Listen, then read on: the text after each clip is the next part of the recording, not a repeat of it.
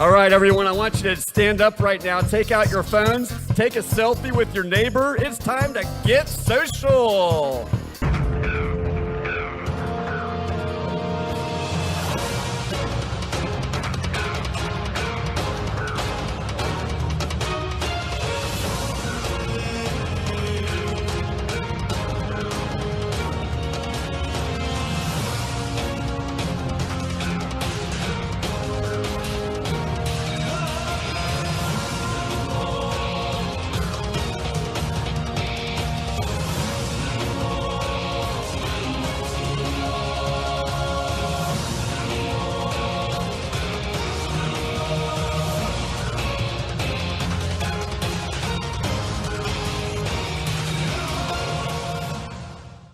Welcome to the third Amazing Race 28 recap episode of the You Are Team Number podcast from Reality TV Warriors. My name is Michael Harmstone, and joining me as ever is the Canadian who always puts on a show, thankfully without twerking, Logan Saunders. Afternoon. And the lady who always takes a while to get a stroke down, Michelle Pearce-Denovan. Good morning. Such contempt for that one. That one was reserved for Ben if he actually bothered joining us, but you know, it was way too good a reference to not make. I'm sorry, Michelle. I just want to say something before we start. Oh, it's not 6.5 minutes again, is it? No. This is much shorter. I just want to say that the only way that I would podcast is if I podcast with you guys. I just want to put that out there. I would only do this with you guys. Well, to be fair, Logan, this is your 97th time podcasting on a Yattencast or RTV Warriors podcast. 97? 97. This is number 98 for me, which does mean that next week, thanks to me covering Hell's Kitchen as well, I will top 100. I'll be in triple figures next week. What the hell? Whoa. We do need to do something special, regardless of whoever the hell it is I'm podcasting with next week. It'll be sad if there's only one of us with you. We need to just do a special podcast at some time just to get the 100 in there. Mind you, we have Logan's celebration in a couple of weeks anyway, so yes, we can have a delayed celebration for me if you want. Yeah, just, that's what most offices do. You just wait till if two people have a birthday closer together, you save money by combining the two birthdays celebrated on the same day. Don't forget it's my birthday in like 4 weeks, by the way, guys. Okay. Okay. I'll send you something. Oh, you shouldn't. I won't. Fine, whatever. I'll send you a roll of cheese. Do I have to climb up a hill to get it? Onto a giant chair. I'll send you hay. You can bale it yourself. I'll send you a whole tub of fondue. It's all right, Logan. I'll send you. I'll send you Tiffany Michelle in July, Logan. Oh no! If Marie and Tiffany replaced the two guys in Bridges' spots, that movie would be over in the first 10 minutes. I would just decline the offer to negotiate the deal. In fact, I will organise you a dinner party with Tiffany Michelle and Gino and Jesse, and maybe, if you're lucky, Tyler Oakley and Corey Cool. So, previously, 11 teams raced to Cartagena in Colombia. Cameron and Darius got off to a rocky start, but it was Marty and Hagen who fell to the back of the pack at the roadblock. At the detour, the aforementioned team dominated and ended up winning the leg. High roll. Scott and Blair overcame their piss poor speed bump, and despite being ahead of Cameron and Darius, Marty and Hagen left their taxi at the detour decision point, which was enough to make them the first team eliminated from this season. And teams must now head to the Plaza San Diego on foot to search for their next clue. And we have the aforementioned team leaving at 10:05, with Kurt and Brody in second at 10:20, Bernie and Ashley at 10:26, Dana and Matt at 10:56, Aaron and Jocelyn at 11:35, Zach and Rachel at 11:36, Brittany and Jessica at 11:37, Sherry and Cole at 11:52, Scott and Blair at 11:55, and Cameron and Darius leaving it in last at 12:29. The first piece of unaired footage from a previous round. Yeah, I don't know why they did that, because there was no context to it at all. No, it's like, hey, do you guys know that Dane and Matt are the bickering couple? Well, here's something that happened at the start of last episode that we didn't show you before with them fighting. Yay! And that was all the context we were given for the scene. The indecision on the editor's part to not include the footage in the previous episode killed them. Yeah, guys, indecision kills everything. So stupid. And once teams get to the plaza, they have to find the hashtag catacombs. It was Aaron and Jocelyn who called it the hashtag catacombs, I think. No, I think that was written in the clue, because several teams said hashtag catacombs, I thought. Yeah, it gave me a sort of, shudder every time I heard them say it. I wonder if there's hashtags in front of a lot of the things on their clues. Probably. Oh, because teams have to read the clue aloud for the camera on TV. So if you work in hashtags, you're forced to say those hashtagged words that hopefully catch on Twitter. Yeah, but nothing this leg would ever beat hashtag Bezos for pesos. That should have been the episode title. It should have, shouldn't it? Yeah, they've got to head to Castillo San Felipe de Barajas and search the catacombs for their next clue. And there's only one thing of note in this entire task, which is, of course, Erin freaking out. What about their failed chest bump at the start of the round? Yes. I mean, that's a good sign that they chose to be in the entertainment industry rather than the pro sports industry. Yeah, they need some lessons from Chester and Ephraim on how to do a proper chest bump. Was that a pun with chest? No, it wasn't, actually. They just have to be two NFL players who would probably know how to pull off a chest bump. But the more interesting teams are the teams who are married to NFL players, Logan. Yes, and the luxuries that come along with being married to these NFL players. Mm-hmm. And once teams found their clue in the catacombs, it's the detour, which is tickets or tejo. And in tickets, teams must board a bus and convince enough people to buy tickets for the day at 1,800 pesos each to earn 20,000 pesos in total, which they can then exchange for the next clue. And in tejo, teams must play Colombia's national sport, throwing rocks at explosives. Once they explode 3 targets, they receive their next clue. And, caution, unaired, blind, double, triple, heart-stopping, mega, hyper, super U-turn ahead. And I was really disappointed that Racers actually spoiled this, because I knew that this was an unaired U-turn leg. I wanted to be the one to say it. But yes, it was an unaired, blind, double U-turn leg, apparently. What? Did you not know this? No. Really? Awesome. I get to actually tell someone this. Yeah, I'm lying here thinking, what the hell is he talking about? I can't believe I actually get to tell someone this. Yeah, it was a blind double U-turn leg, and nobody used it, apparently, because all the teams were far apart and nobody knew who was where. I don't know if it was so much that they were far apart, it's just that in these legs where it's the second leg taking place within the same city, it just seemed like the first couple route markers were just really quick, so you don't really have much time to see other teams around you. And I guess that partially contributed to why nobody used it, along with the fact that it seems like there's a lot of mass coalitions going on, as we've seen over these first 3 episodes. Yeah, I do believe that in the preview for this season, someone did say that all the U-turns would go unused because nobody would want to ruin their public image. So far, we're 1 for 1. Wonder who that person was. So has this ever happened before? Have they ever not shown a U-turn? Season 15. Oh, yeah. With Lance and Kerry. Oh, okay. They U-turned Sam and Dan, who were ahead of them, I believe. And that was also a blind U-turn. Didn't another one go unaired in Amazing Race 13? Logan is correct. 13 did have an unaired U-turn in the second Russia leg, the one with the infamous marching. Yay, I was right. 1 gold sticky star for Logan. When was the last unused U-turn? Because I was thinking, last season all 3 U-turns were used.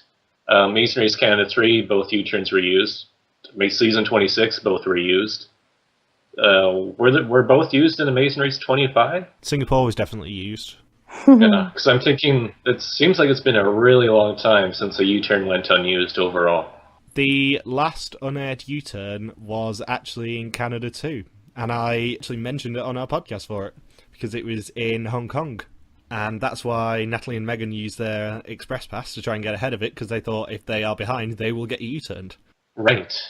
So yeah, that's a lot of seasons to play out, because that would involve, Amazing Race Australia 3, and then season 25 through to the present? Yeah, 25 had half of one of theirs unaired in Morocco, which was Keith and Whitney using it on Shelley and Nisi, who were ahead of them.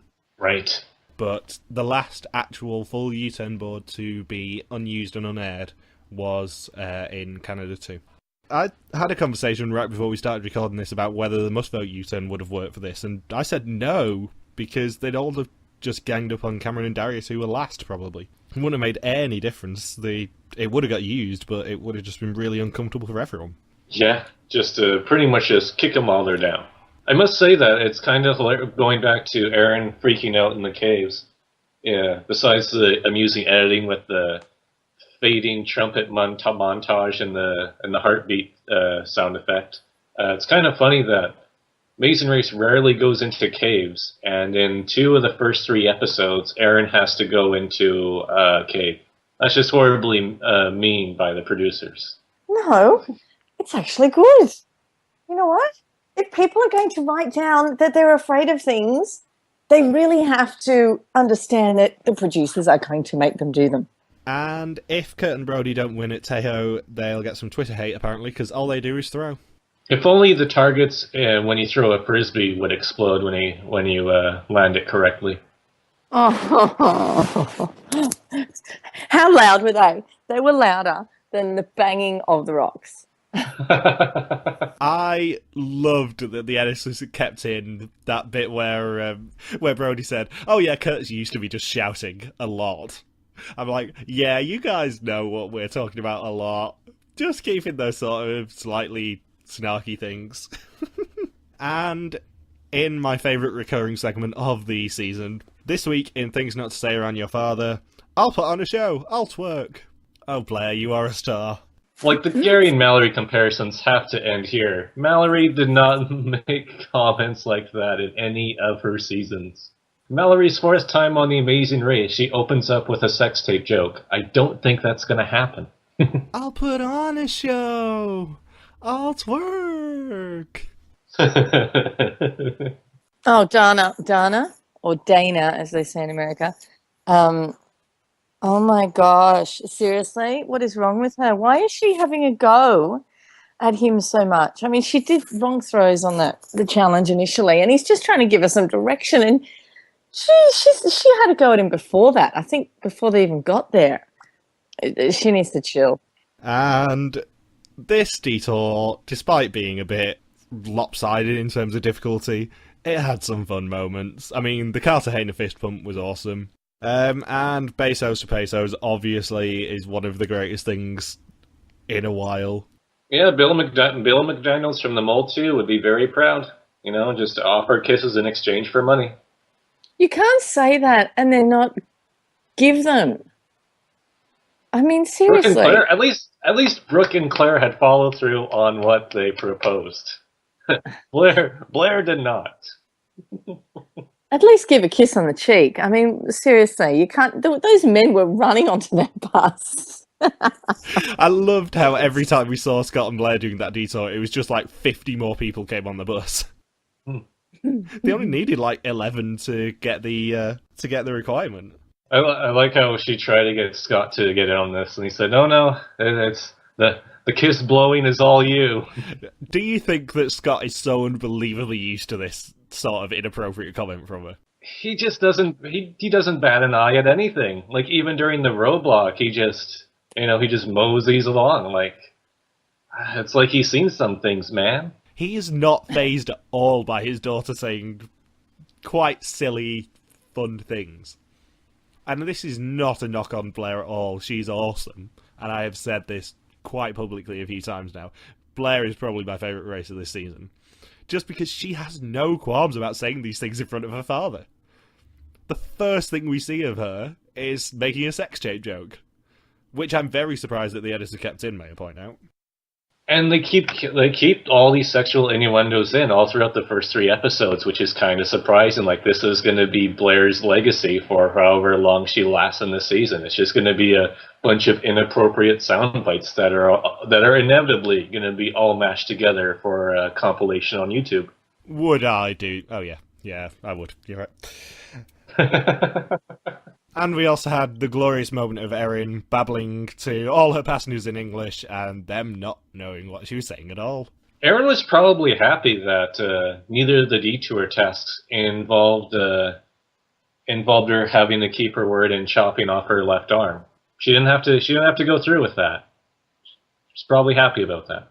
And this week in Destroying Logan's winner pick, Zach and Rachel leave their bus without getting all the money. Because they've misread the money.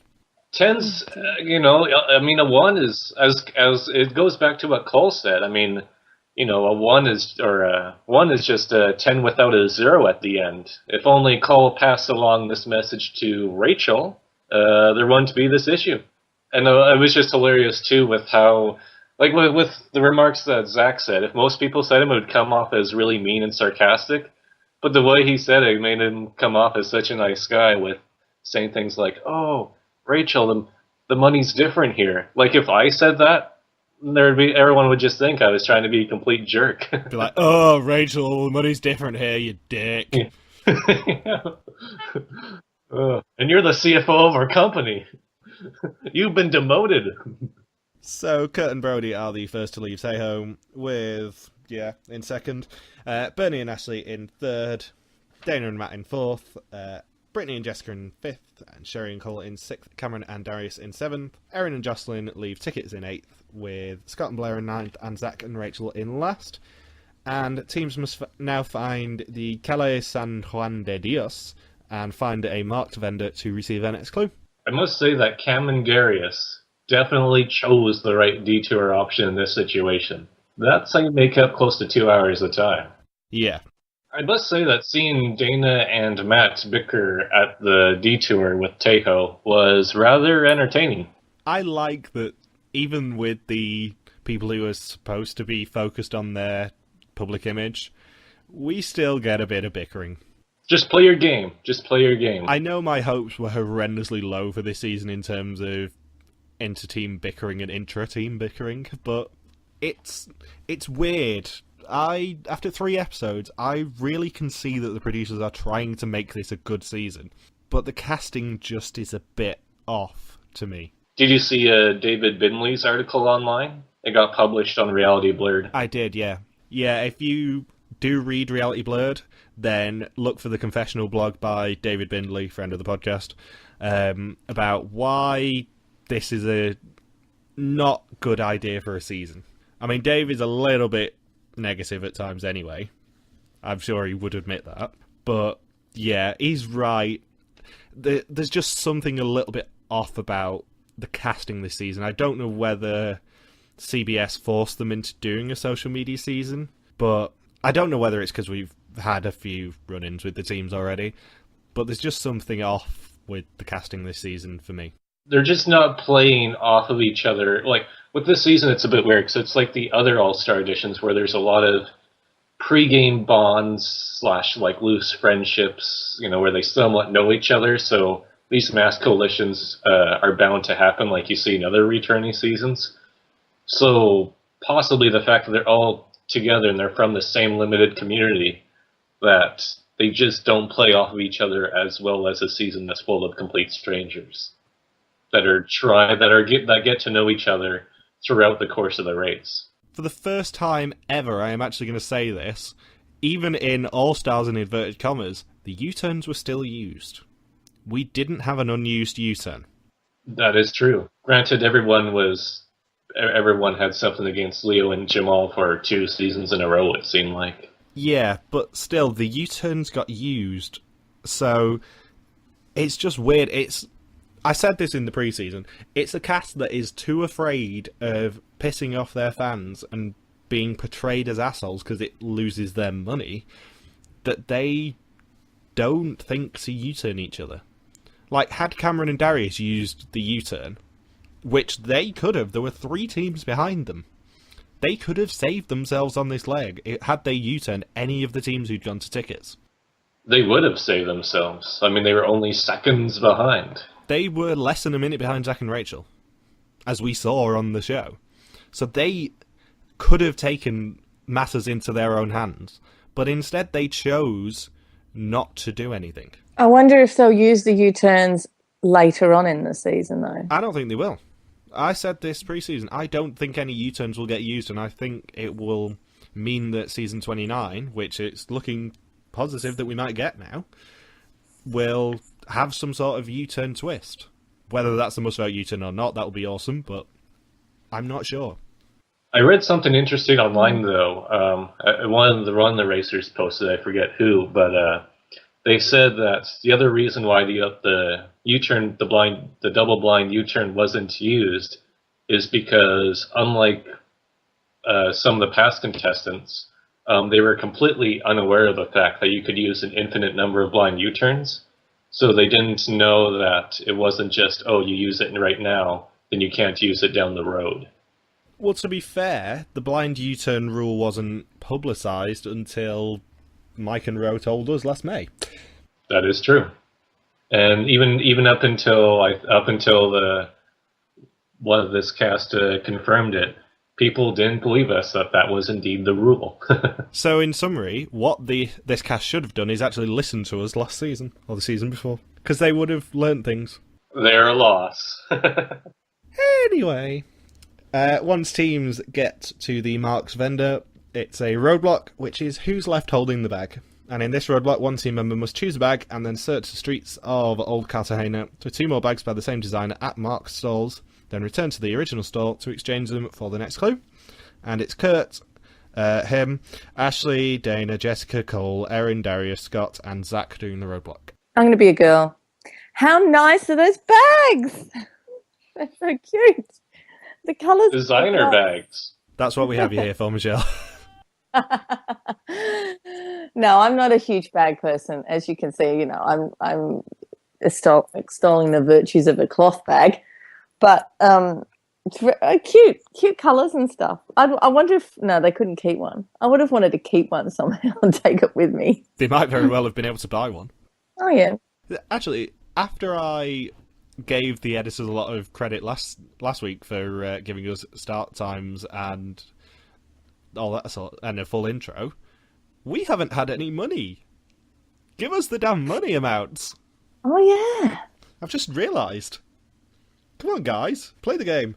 I guess teams are either very well off in how much money they get at the start of each round, or it just hasn't been relevant whatsoever. See, it's going to be really interesting in a few weeks, actually, because this has been confirmed now. They're going to Switzerland, and Switzerland is the most expensive country in the world for anything.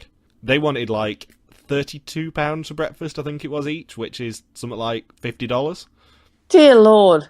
And that was in a hotel. Was it at least breakfast in bed, Michael? It was not, no. You had to actually get your ass out of bed and get it.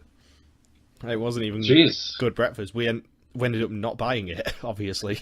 But yeah, Switzerland next week, going to be very expensive. So please tell us how much money they get for taxis and stuff, because it's going to be a bundle. Maybe they'll just have to eat at McDonald's. And with this roadblock, all the leading teams didn't seem to have much trouble with it, but the teams that were already trailing were the ones who had a huge amount of difficulty. It seemed like this round almost spelled out who's likely going to go to the end of the season and who's very likely going to be the next batch of teams to be eliminated.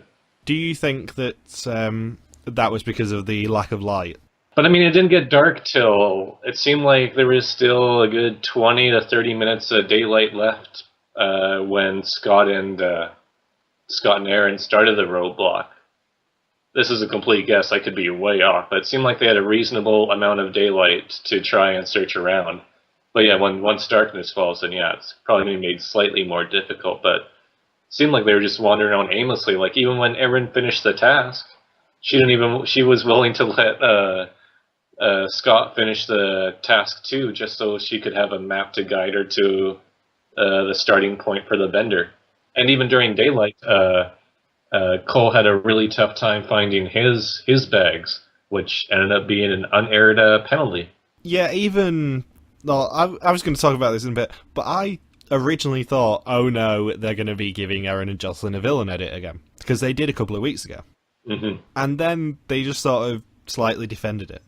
And we did actually have a question kind of on that subject, which is from Max Frazier, who says, I'm curious if the leg really did span from morning until nightfall. If so, I feel really bad for the vendor who had to stick around for the stragglers to finish collecting baskets. I wonder if catering is provided for local participants, greeters on the Amazing Race. No, they just starve.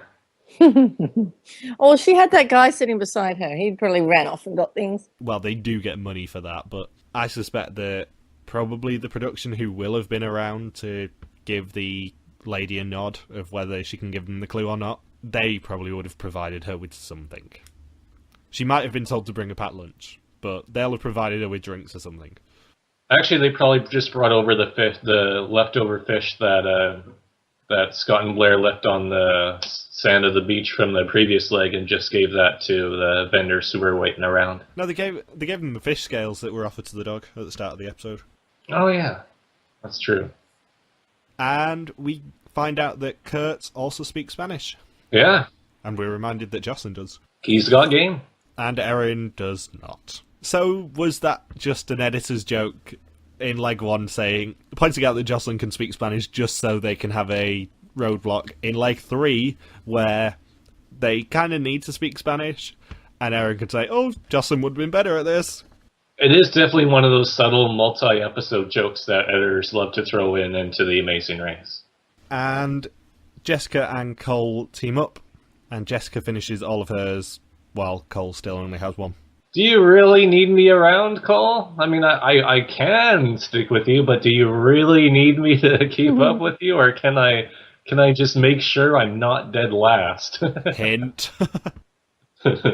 I mean, I can stay around if you want. I can do that, but do you really need me to stick around? Are you sure, Cole? That's why Cole couldn't concentrate on finding the bags.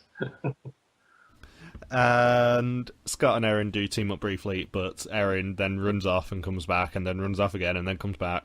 Yeah. But Kurt is the first to finish the roadblock, with He Who Shall Not Be Named in second, Ashley in third, Dana in fourth, Jessica in fifth, Cole in sixth, Erin in seventh, Darius in eighth. Darius finishes in eighth, but he doesn't read the clue about where the finishing point is, leading Scott to leave in eighth, with Zach in ninth, and Cameron and Darius leaving in last. And teams must now head to the Baluarte de Santiago, the pit stop for this leg of the race. The last team to check in here may be eliminated. So, is it just me, or did it seem like Cam and Darius weren't running around as hard as they could have, especially Darius during the roadblock? He seemed very casual about the whole situation. Yeah, I thought that too. I think they kind of knew they were going to be out. But I mean, at one point, there was like 3 other teams around, and I didn't even think he would just go to the vendor and then just walk away and go on an aimless chase. I even wrote down my notes saying, Darius finishes this in 7th. They make up time and survive the round. But then when he walks away, I just thought, oh, come on, he's not going to be stuck for that long. But it just seemed like from the footage that we were shown that he was just sort of meandering around the plaza. Well, the thing is, there would have been at least one producer probably sat opposite that vendor. There would have been producers stationed around there, and that is the massive clue of where you need to go for a clue. Every time. If production isn't there, you don't need to be, is what I would say. And another question I saw online that popped up quite a bit is people asking if Cam and Darius were just already sick of being on the race. I don't know if that's the case, or if Darius just sort of got frustrated and stumped by the whole roadblock. Yeah, we talked about their lack of intensity is a good word. Their lack of intensity in terms of competitive drive. I think they have said in the past that they're not the most competitive people in the world. So I don't know whether it just plays into that. It would be sort of like who they remind me of. Someone would be like somebody like my brother, who is a super smart guy, but he has trouble, tapping into that intensity whenever he does any sort of gaming and other activities. So I can just see Cam and Darius being similar to that, where they just can't tap into that aggressive gameplay nature. Basically the complete opposite of me. Yes. Bless Logan for underestimating my competitiveness when he's played against me on Splatoon and seen my trash talking on Twitter. And I lose every time. Almost every time. I've won a few games. My favourite thing is when you log back on and just see the tweets that I've been tagging you in. Yes. And just suck on that, Logan, suck on that. Logan sucks at Splatoon. He's still using the roller. I do think my favourite one was Logan demonstrating the favourite weapon of level 4s everywhere, the roller. At least I'm good at the octopus minigame. Yeah, I'm proud of you for that. And yes, listeners, these guys like playing games. Michelle, do not shit on video games. I'm not. I remember when I first started trying to have a go at them, and I was just so bad at them. I was like, I can't even try. I dare insult video games.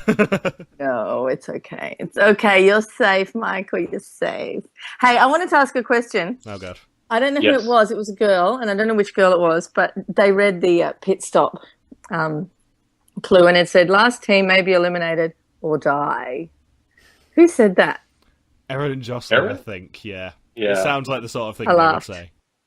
I laughed. I thought it was good. That's where that left arm is going to come into play, I guess, was at the pit stop. And Zach and Rachel go to the wrong place. How's your winner pick coming along, Logan? My winner pick? Oh, I don't know. My preseason winner pick, I don't quite remember who I picked or anything. It's not really important, Michael. I think we can just skip over that. I think I had them in top 3. I can't remember. I'd have to listen to the whole podcast again. And just out of interest, I was reading your editing blog yesterday, Logan. And Yes, who did you put in second place? Who did you say was the second? That was the second most likely team to win from an editing perspective, Logan. In case anyone didn't know, Logan put Cameron and Darius, who came 10th place last week and 10th place this week, as the second most likely team to win, looking at it from an editing perspective. You jerk, Michael. That wasn't meant for the public. Logan, you write these things. Do you really think, A, I don't read them, and B, I won't mention them when you get something horrendously wrong? Everybody has their Malias moments. Yeah, you led me astray on Malias, but, still get your asses on the pool. Suck on that. So, the first team to check in is Kurt and Brody. And even the greeter joined in on the one celebration. The greeter was awesome. And did you happen to notice what was included in the prize package, Michelle? Gosh, no. It was. I know. Do you know? Can I say it? I suppose you can because his hands up, teacher. Saunders. To make up for your terrible predictions with Cameron and Darius for this. Kurt and Brody went a trip to Greece and included. Oh yes, but he didn't say it properly. It's 2 spas. Yes, he didn't have the length on the word. It was very quick. Every time the spa is mentioned in a prize package, Michelle goes spa. Perhaps it's because it was plural. If it was plural, maybe he shortens the spa sound. Like every other time, it's always singular. Like, oh, you've on a trip to a spa. But this time he said 2 spas, so maybe you just shortened the A sound a little bit. It's Kiwi Linguistics that play. And yeah, second place, whatever. Third was Bernie and Ashley. Fourth was Dana and Matt. Fifth was Brittany and Jessica. Sixth was Sherry and Cole. Seventh was Erin and Jocelyn. Eighth was Scott and Blair. Ninth was Zach and Rachel. And coming in last was Cameron and Darius, who were the second team eliminated from the race. So they're not the second most likely to win anymore? They're not, Logan, no. This is one of your better predictions, I would say. It's too bad that, I really liked Cam and Darius going into the season. I liked them through the first 2 episodes. So it's tough to see the first 2 exits be Marty and Hagen, followed by Cam and Darius. On paper, it's going to look like they had no chance to survive this round because it was all stuck in the same city. But they made up all this time, and there's a double blind U-turn at their disposal. And then Darius, kind of messed up at the roadblock and seemed like neither Cam nor Darius had any major coalitions going on during the game, except for maybe with Marty and Hagen, but they're gone, so they were essentially left on their own. So they just had all these opportunities and chances to survive, and unfortunately, it didn't quite work out the way they wanted to. Do you think it's possible for this season to have a worse boot order than Canada 3? The thing is that with Canada 3, the people that went home early were amazing and incredible characters, like really high standard of casting that ended up being eliminated in the first half of Canada 3. But here with this season, you don't have quite that high a bar in terms of casting, so it's not quite as brutal of a blow each week when one of your favorite teams from this season gets eliminated. So next time we get airport selfies, love is in the air, bench work, trains, and hiding from other teams. And it's Switzerland again, yay! We've not had Switzerland for a while. When was the last Switzerland visit with that? That was season 22? 24 visited, because that was the greeter who looked like Bertram. Oh yes, 24, yep. Right. What was it? Do you not remember that, Michelle? He was the spitting image of Bertram, who's the guy who created The Amazing Race. Yes, I know. I'm going to have to go back and look now. Wouldn't it be good if they did have Bertram on sometime? Or at least, Something different. Bertram is Dutch, isn't he? I think. So he should have been the Hague greeter last season. So, Logan, what is your terrible prediction for next week? Prediction for next week? Oh, well, seeing how they're going to Europe, everyone's going to be equalized, so we could see a bit of a surprise, but I have a feeling that Dane and Matt, and Kurt and Brody are probably going to be safe for a long time. Like, these 3 episodes have really reinforced just how strong these 3 teams are. And Bernie and Ashley sort of hovering around the middle or being near the top. So I think those 4 teams are fairly solid. And I think next week, with how under-edited Jessica and Brittany have been, that we're probably going to see them go next, or possibly Aaron and Jocelyn.